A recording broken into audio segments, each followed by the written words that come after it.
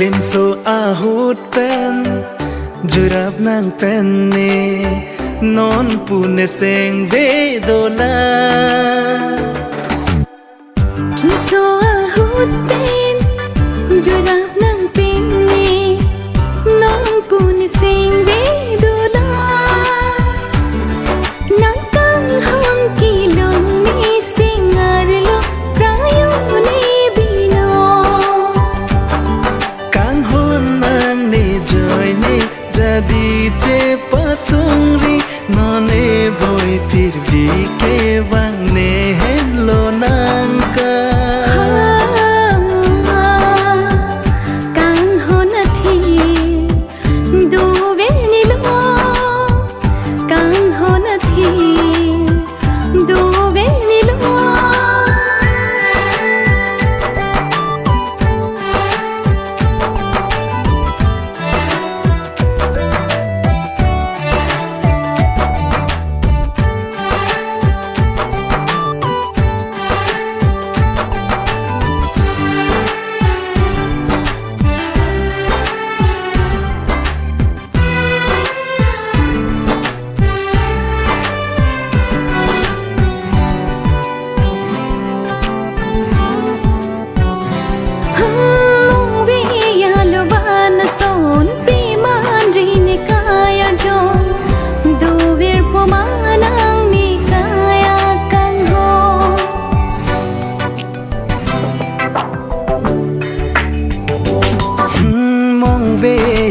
Bana son pe man melone kang hon do ver ponang kaya lo Klim so ahut pen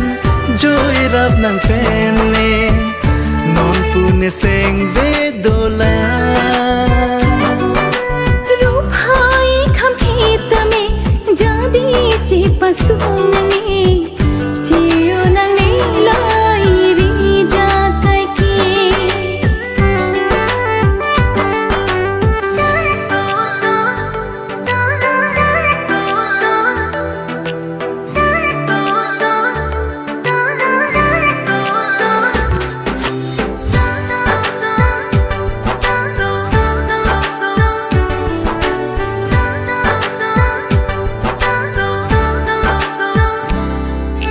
Ang song chiklo son kai ke turbong le donon son thot si itum akaya lo pituret pendo nang kang ho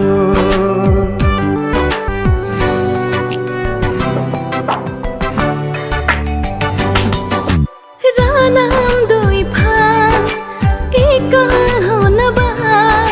thir thip pendu na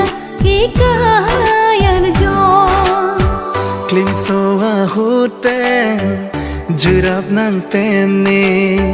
non pune seng vedola